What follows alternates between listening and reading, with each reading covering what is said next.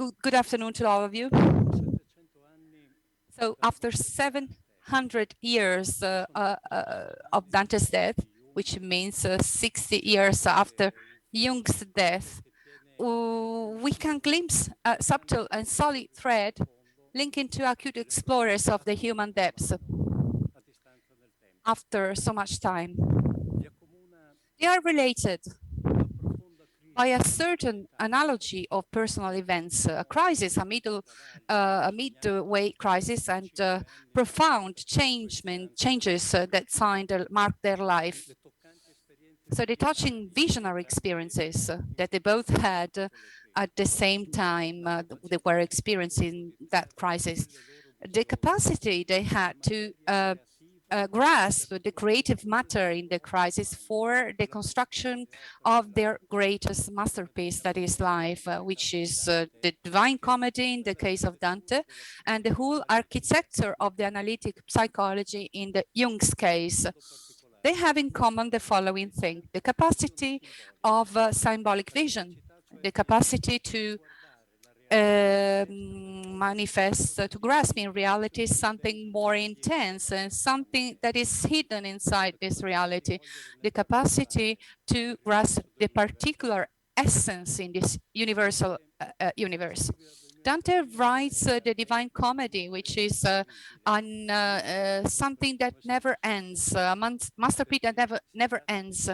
It's an encyclopedic work, mainly because it's about symbolic work, and symbolism is always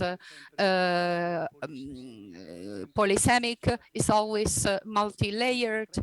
It's not surprising to see that already during Dante's life, it was really important to give interpretations, to interpret his masterpiece. His sons, Jacopo and Pietro, were the first interpreters of the Divine Comedy.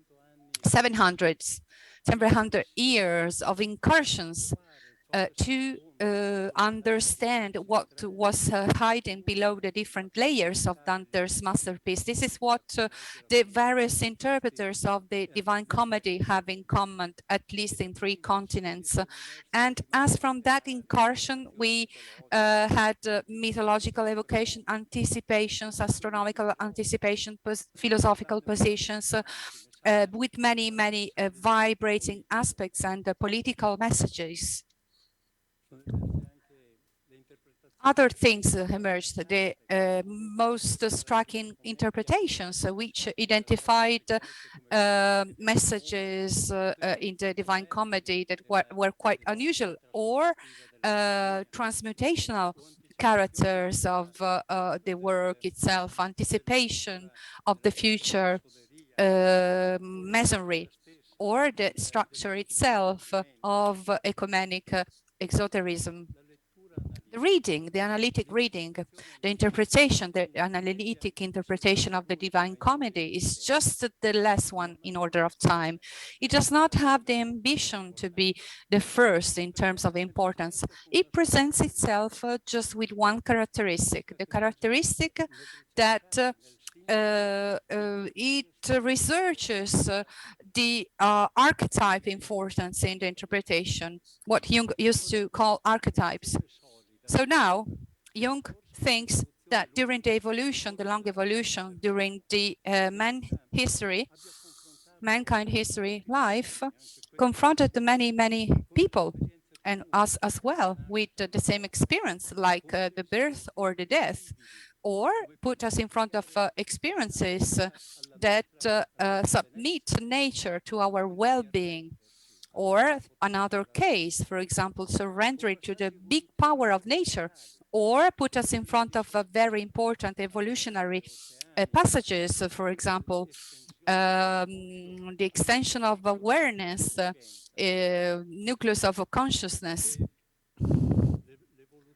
Evolution, the long evolution, the phylogenetic evolution was very, very important to manage the universal aspects of life. And this general modalities were put in guidelines, in a sort of guidelines. They were invisible as the force line of a magnetic field abstract, of a pure abstractness, not like a simple philosophical context, but also as a mathematical axiom or quantum physics. So the archetype is somehow the invisible architecture of our existence. And whenever the archetype mirrors itself in this structure, it mirrors in a minimal part and transfigures that part into a symbolic reality. And when we leave that part of reality, we are connected with the absolute. We somehow, in the particular grain of reality, we experience the universe. Dante and Jung have this feature, these capabilities of subtracting their own experiences, their own images and contingency. They breathe in the contingency. They breathe the breath of the universe. So Dante doesn't tell us the difficulty of his cries, political cries, ideological cries, or also affection cries, his condemnation to death, his exile. He speaks about a dark wood, about being lost in this dark wood, and also the metropolitan man who only knows a part that he has never seen, knows what the dark wood means, knows what the dark woods mean in the personal pathway of every individual. So the dark wood simplifies the universality of archetypes in which catastrophes, personal catastrophes of Dante are reflected, and ours as well. And when Jung, at the same age of Dante, I would like to specify, is flooded by images of floods, of continental importance, sweeping away civilizations and entire cities. At the apex of these visions, he learns that the First World War has burst out. It doesn't reflect and doesn't say, I saw that event before. It doesn't do that. Jung interrogates the spirit inside of himself, which is also the voice he hears inside of himself. And he says, the real big war is the one who is inside of the nature of the human psyche. The biggest war is the one that every man has to fight because he's always in war with himself. So Dante and Jung can contemplate their images, super species, the images of an eternal superspecies. So this conference is inspired exactly to this spirit. We will be listening to different images, storytellings, iconographic scenarios. Every time when we read such works, we have to bear in mind the universal character and understand the empirical and archetypical dimensions. Two women, two big analysts, Ellen Hube in the 70s, Adriana Mazzarella at the end of the 80s, taught us to reread the Divine Comedy in light of the Jung's interpretation. And we are on the traces of these great women. We know and we have seen that Dante has more acute intuitions than the analysts themselves. Dante knows more subtle literary expressions which are part of the unknown world. We walk on the trace of those who preceded us with great affection, with great esteem and acknowledgement. We gather, we accept Dante's invitation, the invitation to read Dante through Jung, and we invite you all to read Jung through Dante as well. That's what we are going to do exactly in this conference.